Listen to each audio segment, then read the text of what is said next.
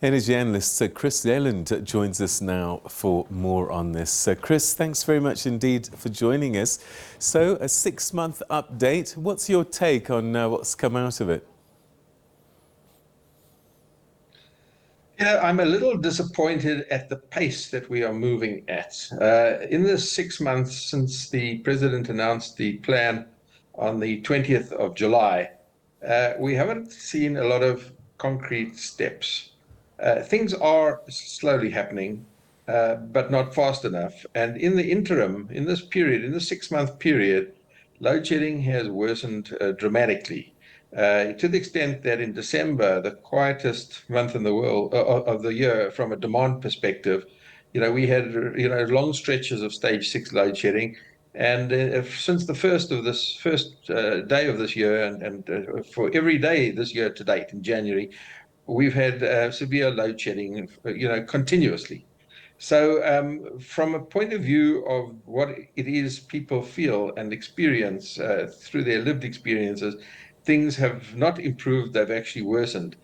But nevertheless, these things do take time to kick in. But I am concerned at the pace at which it's moving, and I'm not convinced that we are focusing hard enough on those few issues that can produce high impact results quickly. They would argue that, hang on, Mr. Yelland, we have done quite a bit. Is it Schedule 2 of the Electricity Regulation Act has been amended. We've reduced a lot of the red tape so that other energy suppliers can come into play. And we're making it so much easier, reducing the time that some of these compliances have to be done over time. And so that, yes, it will take time to get them off the ground, but we've moved very quickly to create that enabling environment. Yeah, I don't think quickly enough. I'm not saying there has been no progress, but I think we need to focus, as I say, on the high impact issues that can deliver quickly. And I can tell you, for example, the areas that I think are being underplayed in the plan are the high impact of solar PV and battery energy storage in the domestic, commercial, agricultural sector, suitably enabled by reducing red tape and allowing feed-in tariffs. We still don't have a feed-in tariff, even at 6 months after. And this is an important matter. We don't have any tax incentives, new tax incentives. That is an important matter. And these are simple things to do. These are not complex or time-consuming. It's just paperwork. And it would make a big difference. Another area that I think has been completely neglected in any of the messaging that I've seen is to restart the solar hot water geyser program. We are way behind the curve compared to other countries. I visited Turkey in August last year, and it's completely pervasive. Solar hot water geysers, in cities, towns, villages, rural areas, etc. We are way, way behind the curve. And that could make a dramatic difference. We've seen that program of the DMRE completely collapse, and it hasn't been put in place. The incentives, are not there. The rebates for replacing, nor are there rules and regulations that every new house should have a solar hot water system. So I think there's a lot in terms of economic signals that can be put out that would enable the customers of electricity to respond to these signals quickly. Instead, I think government tries to micromanage these major projects and issues instead of putting out the economic signals and allowing the market to respond. So when you say they're not moving quickly enough, what do you think that is down to? Is it the people doing the jobs just being tardy, or not having the skill to work quicker? In looking at this whole thing, my kind of impression that I get, I mean, it's notable that the president consults very, very widely. before making decisions. So there's a long time of consultation. And then the plan, in my view, is trying to cover too much. Short-term issues, medium-term issues, long-term issues, which is fine.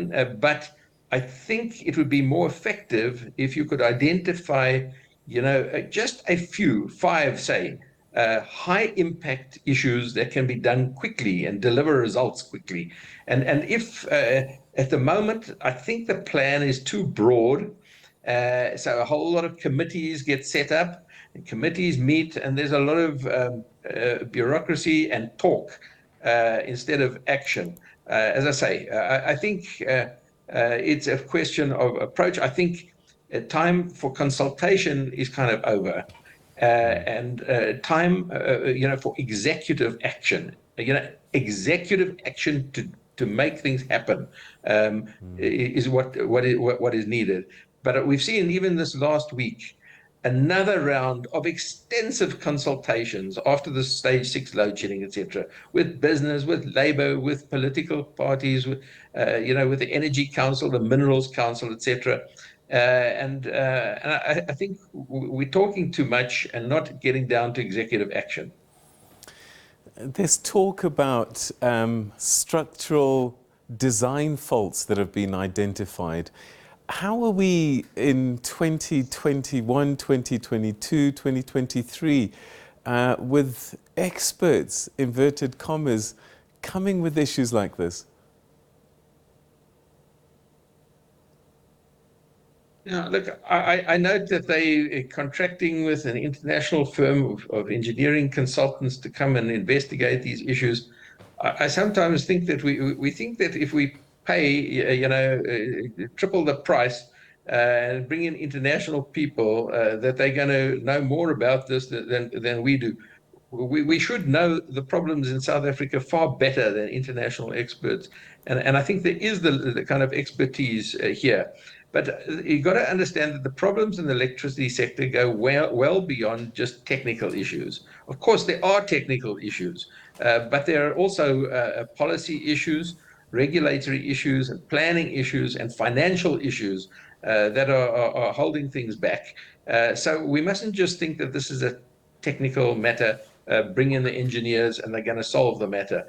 I mean, even the energy availability factor of Eskom, people think that you can just, they say the energy availability factor is 58%. If it was 75%, our problems would go away. And therefore, within a year, we must improve the energy availability factor.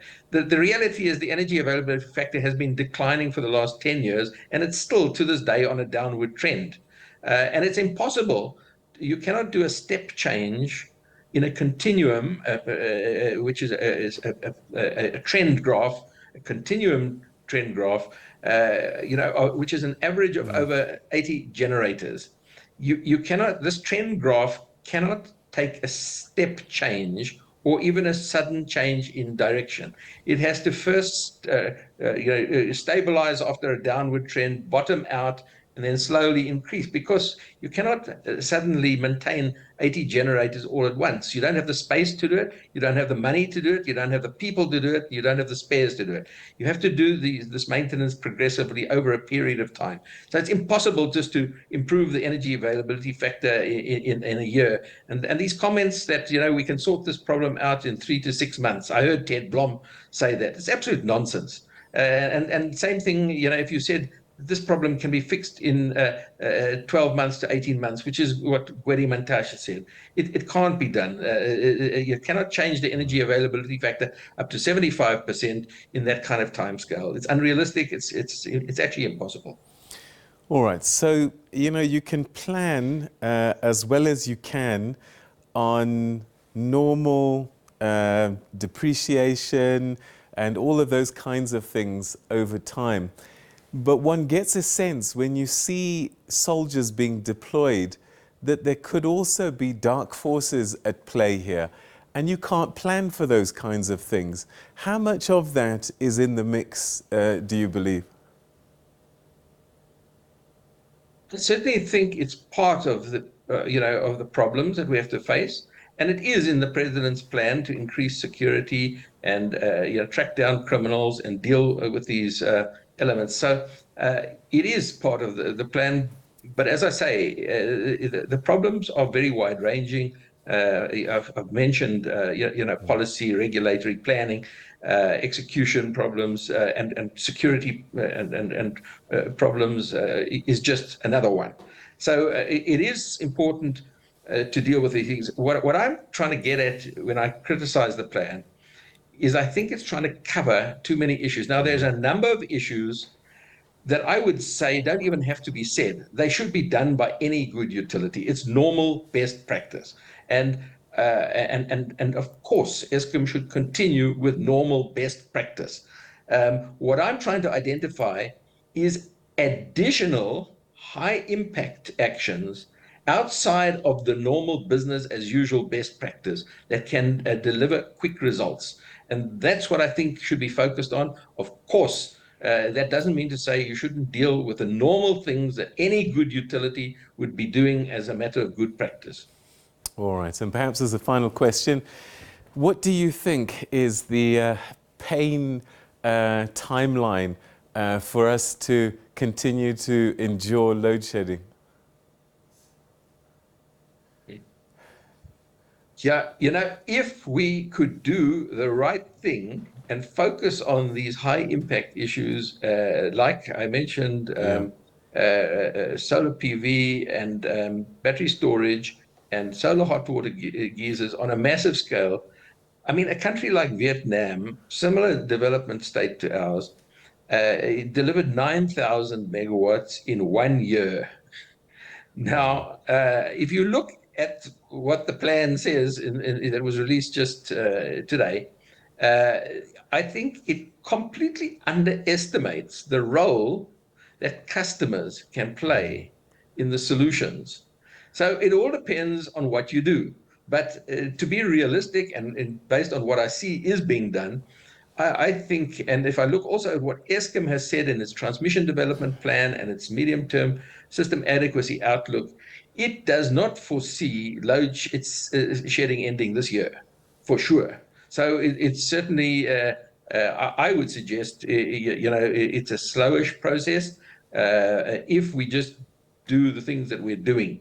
What we need to identify is the things that we're not doing, that we could be doing, that would be quick to do and deliver high impact results. All right, so Chris, candlelit dinners for the foreseeable future. That's what you're saying. Thanks so much indeed for joining us. Certainly for the next year or two. Certainly for the next year or two. Wow. Okay. Thanks so much, Chris. Always great talking to you. Thank you. All right, that's energy expert Chris Yelland joining us to talk about this NECOM's 6-month update, and they're saying that progress is being made and a lot of the actions in the Energy Action Plan will start to kick in the very near future, but it does take time to get some of these things off the ground.